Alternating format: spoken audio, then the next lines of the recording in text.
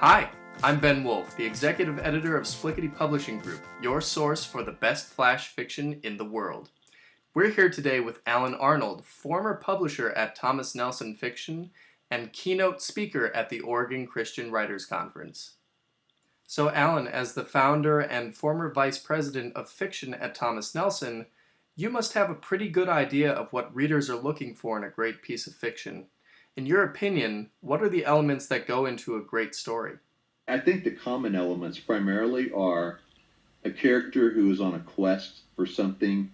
And as they're on that quest, it has to not only keep them off balance, but it has to keep the reader off balance as well. And honestly, I think that's where Christian fiction misses it so many times, because in the desire to be safe or maybe sterile, so many of the stories start to sound identical, interchangeable. And so I think what most readers want and long for is give me something bigger, greater than myself, something that I can be called into, and don't let me know all the steps along the way. And in so many Christian fiction novels, you can almost tell what's going to happen a chapter or two before the character does, certainly more than the author would intend for you to. And that's because I think we're trying to keep things safe and predictable. Instead, my desire, and I think the reader's desire, is forget the genre, whatever the genre is. This could be anything from romance to suspense to speculative to Amish. Keep the reader off balance. And to do that, you have to invite more mystery into the story and more of really the greatness of God, because God certainly doesn't tell you or I what's going to happen in our life a chapter or two ahead of time. It comes as a mystery and a surprise most of the time. So finding a way to do that in story, I think, is key. The main reason we're doing this interview is because you're keynoting at the Oregon Christian Writers Conference this summer from August 4th through the 7th. Can you tell us a little bit about what we can expect from you in your keynote address? Well, we'll be doing 4 keynotes at the Writers Conference, and it's all based on a key psalm, a psalm that's really changed the way I look at writing, creating, and just pursuing the calling that God's given me. And the psalm is Psalm 27:14, just one verse. And the psalm says, stay with God, take heart, don't quit. I'll say it again, stay with God. That's Psalm 27:14 in the Message.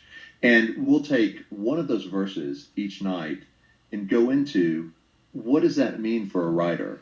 For instance, stay with God. That's one of the first things we forget. It should be the main thing we remember, but we kind of veer off on our own and start pursuing our journey of writing, of creating, thinking that we've got it handled. And pretty soon we look up and we realize, man, we're in a creative desert and we totally forgot God. So how do you stay with God in the journey? That's the first. The second is take heart. Man, it's easy to lose heart in an industry where so few books get chosen. Self-publishing is a bit of a mystery to a lot of people. And it feels like at times you've got this desire, this story that has to get out and nobody's saying yes. So how do you take heart? How do you not lose heart in that calling? And then don't quit.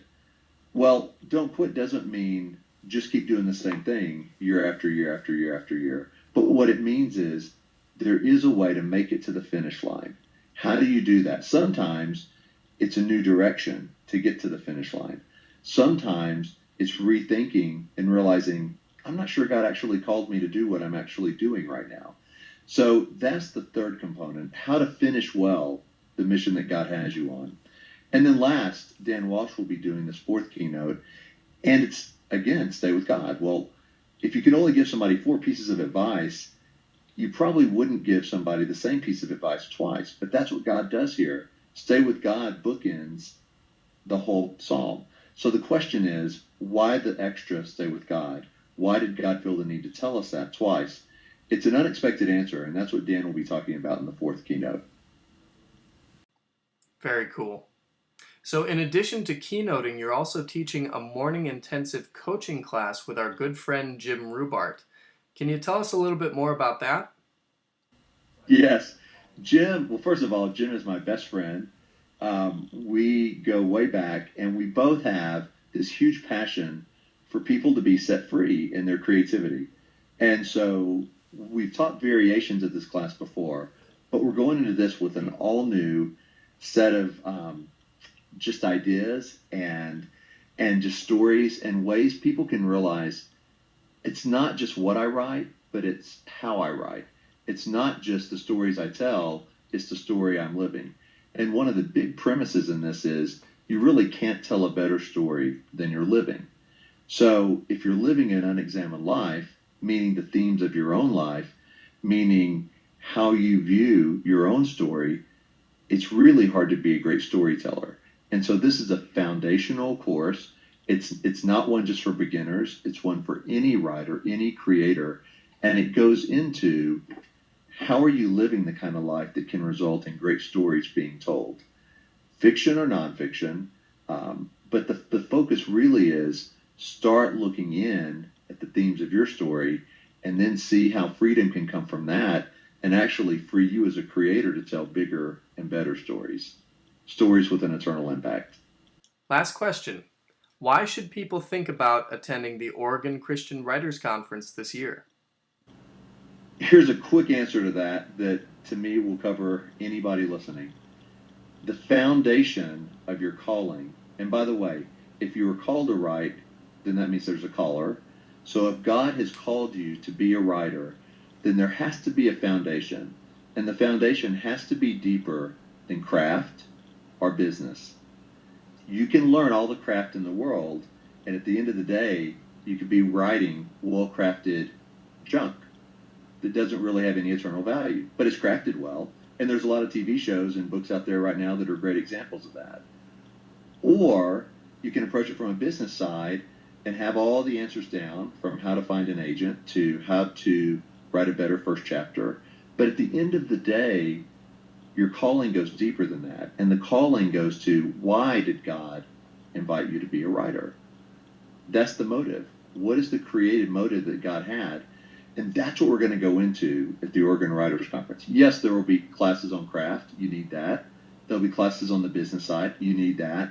But more, you need the foundation. And so all three are being offered at the Oregon Christian Writers Conference. But I'm most excited and passionate because they put the foundation first of, why did God call you to be a writer? And what does that mean to write with God and go into creative fellowship? And if you don't get that right, well, the other parts don't really matter all that much, because you could have a great career and still miss the primary reason for your calling, which is intimacy with God. You can learn more about the Oregon Christian Writers Conference this summer at their website, OregonChristianWriters.org. Once again, the conference is August 4th through the 7th. We hope to see you there. Thanks so much, Alan, for joining us. Hey, thanks, Ben.